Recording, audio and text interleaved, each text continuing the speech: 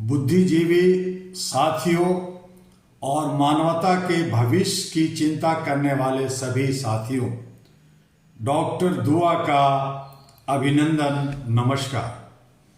आज मैं आपके सामने किसी समान विषय पर बोलने नहीं आया। मैं उस भयावह सच्चाई पर बात करने आया हूं जो धीरे धीरे पूरी दुनिया के सामने आकार ले रही है। यह सच्चाई है तीसरे विश्व युद्ध की आहट। आज दुनिया के नक्शे को ध्यान से देखें, हर दिशा से बारूद की गंध आ रही। हर महाद्वीप पर तनाव है, टकराव है और सत्ता के लिए खतरनाक खेल चल रहा है।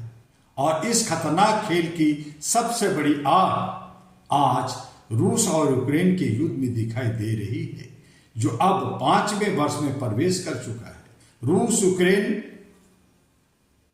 जो 2022 में यह युद्ध शुरू किया था, तब दुनिया ने इसे एक सीमित संघर्ष समझा था।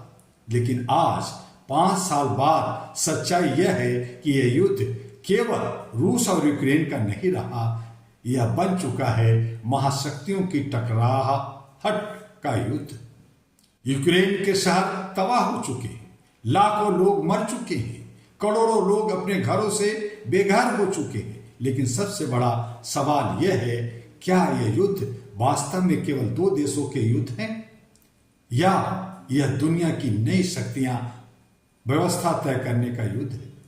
आज यूक्रेन को पश्चिमी देशों से अरबों डॉलर के हथियार मिल रहे हैं। दूसरी ओर रूस अपनी पूर्व सैन्य शक्ति के साथ खड़ा है। सच्चाई यह है कि यूक्रेन की धरती पर हो रहा है ये युद्ध, लेकिन टकराव रूस और पश्चिम देशों के बीच हो रहा है। और यही स्थिति दुनिया को एक खतरनाक मोड़ पर ले जा रही है। मध्य पूर्व को देखें तो दूसरी चिंता और दूसरी चिंगारी फूट चुकी है। युद्ध चल रहे हैं, गोलियां चल रहे हैं, बम पटाखे मिसाइल फेंके जा रहे हैं, ड्रोन फेंके जा रहे हैं। यह दूसरी मध्य पूर्व में अमेरिका, इजराइल और ईरान के बीच बढ़ता तनाव हो गया है। ये पूरी दुनिया के लिए एक और विस्फोटक खतरा बन चुका है। यदि यह टकराव खुला युद्ध बन गया तो इसमें कई देश शामिल हो सकते हैं, और तब मध्य पूर्व की आग पूरी दुनिया को अपनी चपेट में ले सकती है। सुगबुगाहट चल रहा है, कई देश इसमें शामिल होने के लिए आगे बढ़ रहे हैं। और इसी तरह से अगर हम दक्षिण एशिया की तरफ जाएं तो एक और अस्थिर क्षेत्र बन गया है। दक्षिण एशिया भी पूरी तरह से शांत नहीं है। पाकिस्तान और अफगानिस्तान के बीच बढ़ते सैन्य टकराव पूरे क्षेत्र को अस्थिर कर रहे हैं। यदि यह संघर्ष बढ़ता है तो इसमें अन्य शक्तियां भी खींची जा सकती है, जिसमें भारत, चाइना और भी कई देश शामिल हो सकते हैं। और तब यह क्षेत्र भी वैश्विक संघर्ष का हिस्सा बन सकता है।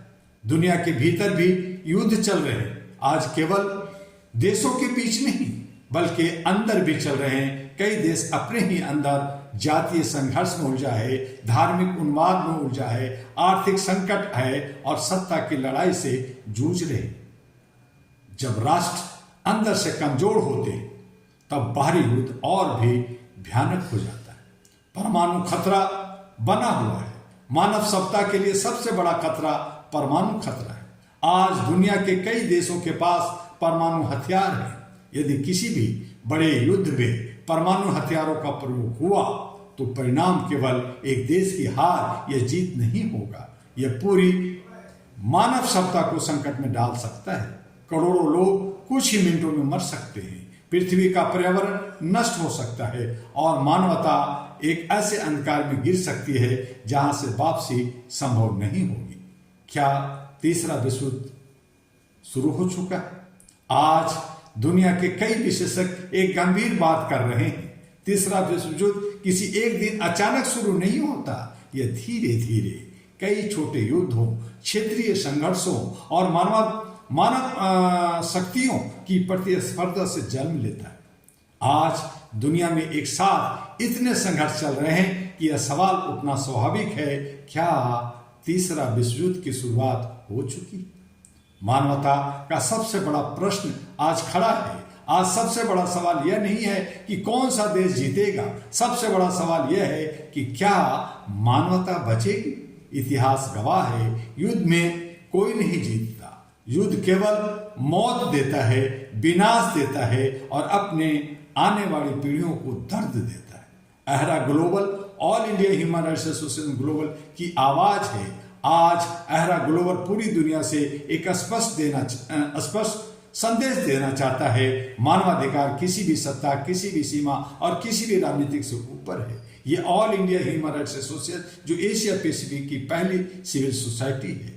युद्ध मानवता के खिलाफ सबसे बड़ा अपराध है। दुनिया के नेताओं को अहंकार छोड़कर संवाद और शांति का रास्ता अपनाना होगा। यदि उन्होंने ऐसा नहीं किया तो आने वाली पीढ़ियां हमें माफ नहीं करेगी।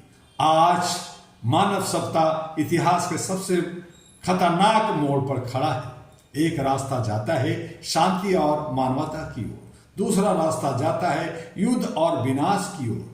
अब यह निर्णय दुनिया के नेताओं को करना है, क्या वे इतिहास में शांति के निर्माता बनना चाहते हैं या फिर मानव सभ्यता के विनाश के जिम्मेदार। भारत को शांति दूत के रूप में आज काम करने की जरूरत है। हमारे प्रधानमंत्री सभी देशों से बात कर रहे हैं। All India human rights association AHRA सभी देशों से बात कर रही है शांति बहाल के लिए, युद्ध रोकने के लिए। हम छोटा है, सभी राष्ट्राध्यक्ष को ये कोशिश करें तो शायद ये संभव है, लेकिन ऐसा दिख नहीं रहा है। ऐसी सूरत में हमें और आपको क्या करना चाहिए, इस पे विचार और चिंतन करें। तमाम समस्याओं को हटाकर आज अगर राष्ट्र ही नहीं रहेगा, आज हमारा विश्व ही नहीं रहेगा, तो फिर ये यूनाइटेड नेशन, ये इंटरनेशनल बार, इंटरनेशनल कानून और ये जेनेवा कन्वेंशन, ये सब धराशायी हो जाएगा और मानवता का विनाश हो जाएगा। सब तरफ सिर्फ धूल ही धूल होगा।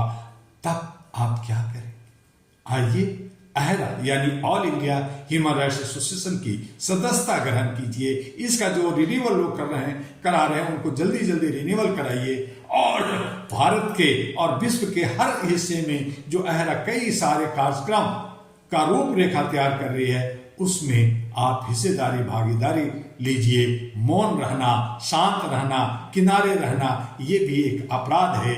आप आगे आइए, आपका अहरा है, आपका ये संस्था है, आपका ये बैनर है। इससे आप विश्व के धरातल पे अपना नाम भी कमाएंगे और अपना कर्तव्यों का निर्वहन भी आप पूरा रूप से करेंगे। तो आइए, अहरा आपका स्वागत करती है और इन्हीं शब्दों के साथ आपसे एक अनुरोध और अपील करती है कि HRTV अहरा जो तमाम सोशल मीडिया पर, चाहे वो यूट्यूब, फेसबुक, ट्विटर, इंडियन हो, सब जगह है, और आप AG अहरा ग्लोबल को भी लाइक, सब्सक्राइब, फॉरवर्ड करना ना भूलें। अब किसी भी इंडिविजुअल को कोई मैसेज, कोई वीडियो नहीं जाएगा। सब आप सोशल मीडिया पे जाइए और अहरा को समझिए और साथ दीजिए। इन्हीं शब्दों के साथ आपसे अलविदा लेते हैं। अगले वीडियो में फिर मिलेंगे। आपका डॉक्टर दुआ। नमस्कार, पुनः नमस्कार।